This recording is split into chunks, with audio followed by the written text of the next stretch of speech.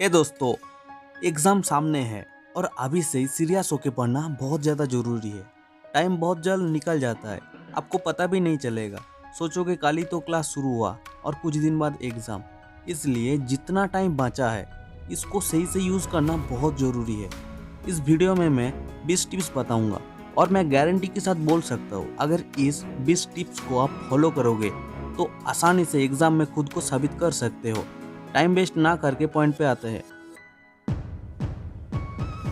Number 1, advance planning. अभी से कितना दिन बचा है एग्जाम तक कैलकुलेट करो और पेपर पे लिख के रखो। जितना दिन बचा है उस हिसाब से अपना सब्जेक्ट को डिवाइड कर दो। अगर आज से एग्जाम तक ओनली 60 डेज बचा है और आपको 6 सब्जेक्ट खत्म करना है, इसका मतलब एक सब्जेक्ट को 10 दिन देना है। अगर आज से 2 मंथ बाद आपका एग्जाम है, मतलब 60 डेज बाद, और आपको एग्जाम देना है 6 सब्जेक्ट, इसका मतलब उस डे के हिसाब से आपको पूरा सिलेबस खत्म करना है, क्योंकि सिलेबस खत्म करोगे तभी अच्छे से रिजल्ट कर पाओगे। आपके पास पूरा दिन का प्लानिंग होना चाहिए। आज आपको क्या क्या करना है उसका पूरा प्लानिंग होना चाहिए। मॉर्निंग से लेकर रात में सोने तक प्लानिंग आपके पास होना चाहिए। Number 2, arrange your subject. हर एक सब्जेक्ट इक्वल इम्पोर्टेंस नहीं होता है। कुछ सब्जेक्ट को ज़्यादा टाइम देना होता है और कुछ सब्जेक्ट कम टाइम पे रेडी हो जाता है। प्रॉब्लम सॉल्विंग जितना भी सब्जेक्ट है, जैसा मैथमेटिक्स, फिजिक्स, केमिस्ट्री, इन सब सब्जेक्ट को पहले पढ़ लो। हर एक सब्जेक्ट को 10 दिन मिल रहा है ना, कम इम्पोर्टेंस जितना भी सब्जेक्ट है उनको 10 दिन देने की ज़रूरत है ही नहीं। For example, physics, chemistry, mathematics जैसा सब्जेक्ट को 15 दिन दीजिए और जो वीक सब्जेक्ट है उसको 5 दिन में रेडी कर लो। इस तरीका से पर डे जो आप टू डू लिस्ट फॉलो करते हो, जो मॉर्निंग से लेकर रात तक आप जो रूटीन फॉलो करते हो, उसमें भी इम्पोर्टेंस अकॉर्डिंग हर एक काम को नंबरिंग कर दो। जो इम्पोर्टेंट सब्जेक्ट है उसको पहले पढ़ लो। Number 3, deadline. एग्जाम में बेटर रिजल्ट करने के लिए हर एक सब्जेक्ट डेडलाइन अकॉर्डिंग ख़त्म करना बहुत ज़रूरी है। सीरियस होकर डेडलाइन फॉलो करोगे तभी आपको बेटर रिजल्ट मिलेगा। डेडलाइन सबसे ज़्यादा इम्पोर्टेंट होता है। 10 दिन में सब्जेक्ट ख़त्म करना है, इसका मतलब 10 दिन के अंदर ही आपको सब्जेक्ट ख़त्म करना है। बाद में पढ़ूंगा, अभी भी बहुत टाइम बाकी है, ये सब बहाना छोड़ दो। लास्ट मोमेंट के लिए सब कुछ छोड़ दोगे तो स्टेज मेकअप तो कर पाओगे, बट 50% से ज़्यादा मार्क्स आप कभी भी नहीं ला सकते हो, क्योंकि डेडलाइन सबसे ज़्यादा इम्पोर्टेंट है। डेडलाइन आपको याद करवाएगा, भाई मेरे पास इतना ही टाइम है, ये लिमिटेड टाइम के अंदर ही मुझे करना है या ख़त्म करना है। Number 4, previous 5 to 10 years question paper. 2 type का टॉपर होता है। पहला पूरा दिन पढ़ते रहता है, सब कुछ छोड़ छाड़ के, बाहर दुनिया में क्या चल रहा है उसको कोई फ़र्क नहीं पड़ता है, उसका काम है सिर्फ खाना, पढ़ना और सोना। और दूसरा टॉपर होता है जो कम पढ़ता है बट उसको पता होता है कब पढ़ना है और कौन सा चीज़ पढ़ना है, और उसको ये भी पता होता है अपना टाइम को कैसे सही से यूज़ करना है। देखो, पूरा बुक पढ़ के एग्ज़ाम पे जाना सही बात है, सबको ये करना चाहिए, बट प्रीवियस ईयर का क्वेश्चन पेपर देख के उधर से एक आइडिया लेना भी बहुत ज़रूरी है, क्योंकि जब आप 5 to 10 ईयर्स का क्वेश्चन पेपर देखते हो तब आपको एक आइडिया प्रोवाइड होता है, कौन सा चीज़ इंपॉर्टेंट है, कहाँ से क्वेश्चन आता है, ये सब जानना बहुत ज़रूरी है। Number 5, use 80-20 rules. 80% रिजल्ट हमेशा 20% काम से आता है। उसी तरीक़ा से 20% इम्पोर्टेंट टॉपिक से ही हमेशा 80% क्वेश्चन आता है। अभी आपको उस 20% टॉपिक के ऊपर सबसे ज़्यादा फोकस करना है। अभी इस 20% इम्पोर्टेंट टॉपिक को ढूंढने के लिए आपको प्रीवियस 5 to 10 ईयर्स का क्वेश्चन पेपर फॉलो करना है और उसको अच्छे से स्टडी करना है। और आप अलग ऑथर का जो क्वेश्चन पेपर होता है वहाँ से भी आप पता लगा सकते हो कौन सा टॉपिक सबसे ज़्यादा इम्पोर्टेंट है, और आपको सिर्फ इम्पोर्टेंट टॉपिक के ऊपर ही मैक्सिमम फोकस करना है। Number 6, check chapter wise numbering system. हर एक स्कूल और कॉलेज का बोर्ड पहले से ही नंबरिंग सिस्टम को डिवाइड करके रखता है, जैसा कुछ चैप्टर से 2-3 नंबर आता है और कुछ चैप्टर से 10-15 नंबर 20 नंबर तक आता है। अभी आपको उस हिसाब से पढ़ना है।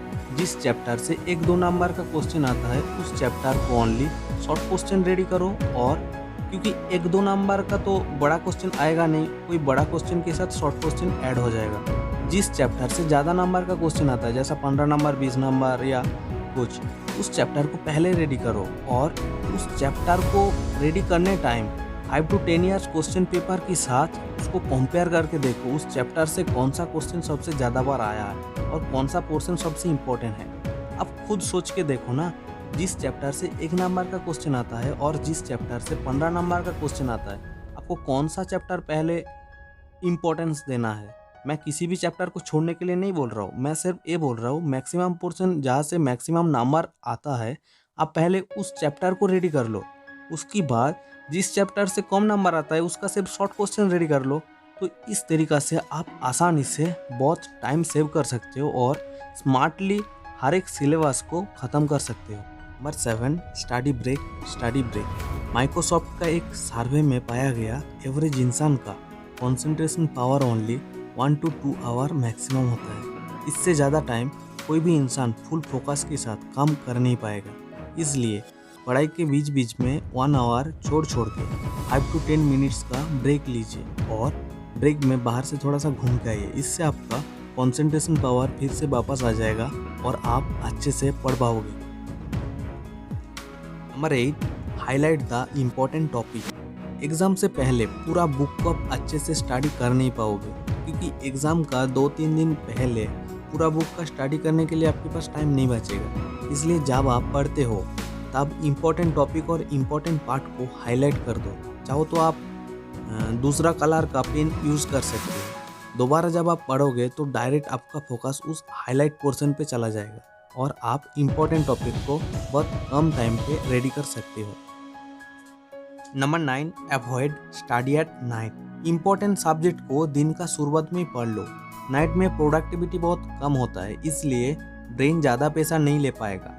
थ्योरी और स्टोरी रिलेटेड जितना भी सब्जेक्ट है उस सब सब्जेक्ट को नाइट में आप पढ़ सकते हो, बट सर्वे के हिसाब से प्रॉब्लम सॉल्विंग जितना भी सब्जेक्ट है, जैसा फिजिक्स केमिस्ट्री मैथमेटिक्स, इस जैसे सब्जेक्ट को आप नाइट में चाहो तो अवॉइड करो।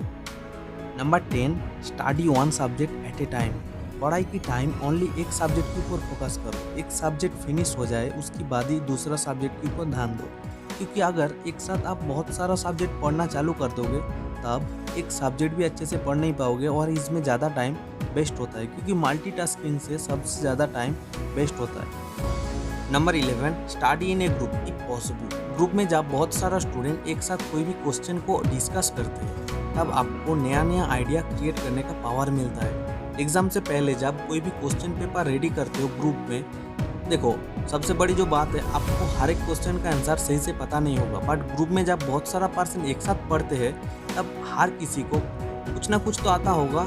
इस तरीक़ा से सब क्वेश्चन का आंसर बहुत आसानी से मिल पाता है और एक क्वेश्चन पेपर जो आपको सॉल्व करने में 2-3 घंटा लगता है, ग्रुप में जब आप करते हो ना, आधा घंटा 1 घंटे के अंदर वो पेपर अच्छी तरीक़ा से सॉल्व हो सकता है। जितना भी प्रॉब्लम रिलेटेड सब्जेक्ट है उस सब सब्जेक्ट को ग्रुप में पढ़ना सबसे ज़्यादा इम्पोर्टेंट होगा।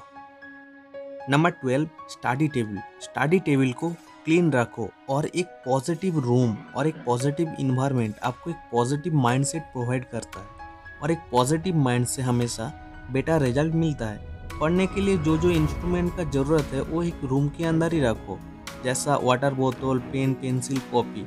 नहीं तो पानी पीने का मन करेगा तो आपको उठ के जाना पड़ेगा। इससे क्या होगा, आपका कंसंट्रेशन पावर चला जाएगा। Number 13, sit in a chair. एक सर्वे में पाया गया जब आप स्टडी पे बैठते हो तब नॉर्मल टाइम से कई गुना ज़्यादा आपको नींद लगता है। आप खुद नोटिस किए होंगे। और जब आप बेड पे पढ़ने के लिए बैठते हो ना, और भी तेज़ी से आपको नींद आता है, क्योंकि बेड हर किसी को कंफर्ट प्रोवाइड करता है, इसलिए नींद आ जाता है। इसलिए हमेशा चेयर पे पढ़ने के लिए बैठो और अपना बेड से अपना चेयर कम से कम 5 से 10 फुट दूर होना चाहिए। Number 14, keep the phone away. Chatting और अदर टाइम पास से खुद को दूर रखो। सोशल मीडिया पे जितना आपका ज़रूरत है, जैसा स्टडी पर्पस के लिए जितना भी फ़ोन का ज़रूरत है उतना ही फ़ोन का यूज़ करो और बाद बाकी टाइम अपना फ़ोन आपका पेरेंट्स को दे दो, क्योंकि अगर कोई इंपॉर्टेंट फ़ोन होगा तो आपका पेरेंट्स आपको इन्फॉर्म कर देगा ना। बट वो सब को छोड़ के college group, school group, tuition group, ये सब ग्रुप में ज़्यादा टाइम वेस्ट मत करो, क्योंकि उसमें 80% टाइम बकवास होता है और 20% काम का बात होता है। Number 15, practice and more practice. कोई भी स्टूडेंट बार बार प्रैक्टिस से बहुत अच्छा स्टूडेंट बन सकता है और एग्ज़ाम में बहुत अच्छा रिजल्ट कर सकता है। अगर आपको कोई भी चीज़ या मैथ का कोई सॉल्यूशन समझ नहीं आ रहा है तो आप बार बार उसको प्रैक्टिस करो और समझने का कोशिश करो। मैं गारंटी के साथ बोल सकता हूँ, कोई भी मनमुग्ध इंसान भी जिसको कुछ ना पता है, उसको कुछ करने की भी नहीं आता है, फिर भी वो अगर प्रैक्टिस करते हैं, बार बार प्रैक्टिस करते हैं, जब तक उसको आता नहीं, वो लाइफ में बहुत आगे तक जा सकता है और एग्ज़ाम में खुद को साबित कर सकता है। क्योंकि प्रैक्टिस से ही इंसान आगे बढ़ता है। हर एक सफल इंसान के अंदर एक ही क्वालिटी पाया जाता है, वो है practice and more practice. Number 16, read and right. जब आप पढ़ते हो तब साथ में एक रफ कॉपी हमेशा रखो, क्योंकि जो चीज़ आप पढ़ोगे उसका मेन जो पॉइंट है उसको आप लिख के पढ़ो। क्योंकि बहुत सारा टाइम क्या होता है, आप जो पढ़ते हो वो आपका मन में रह जाता है, बट आपको अच्छी तरीक़ा से वो चीज़ याद करने के लिए और मेमोरी में स्टोर करने के लिए पढ़ते टाइम आपको लिखना बहुत ज़्यादा ज़रूरी है। लॉन्ग टाइम तक कोई भी चीज़ याद रखने के लिए पढ़ने के साथ साथ आपको लिखना भी पड़ेगा। Number 17, sleep well to boost your memory power. Healthy life के लिए क्वालिटी स्लीप होना बहुत ज़रूरी है। मैं और भी एक बार बोल रहा हूँ, क्वालिटी स्लीप नॉट क्वांटिटी। क्योंकि आप कितना टाइम सोते हो वो कोई मैटर नहीं करता है, बट आप जितना टाइम सोते हो अच्छे से सोते हो क्या, वही सबसे इम्पोर्टेंट है। एक स्टूडेंट के लिए 6 आवर क्वालिटी स्लीप ज़रूरत होता है। लैक ऑफ स्लीप आपको पूरा दिन बर्बाद कर दे सकता है, ठीक है, आपको वीक बना देता है। Number 18, self testing. एग्ज़ाम से पहले खुद कितना रेडी हुए हो ये जानना बहुत ज़रूरी है, इसलिए खुद का एग्ज़ाम लेना भी बहुत ज़रूरी है।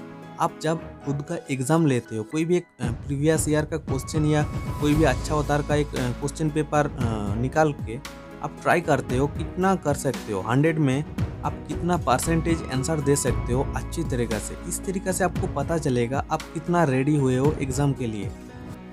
Number 19, affirmation. जो चीज़ आप पढ़ रहे हो वो चीज़ को खुद को समझाओ मन में, क्योंकि जब आप पढ़ते हो, लिखते हो और कोई चीज़ को मन में खुद को समझाते हो तब वो आपका दिमाग में परमानेंटली बैठ जाता है।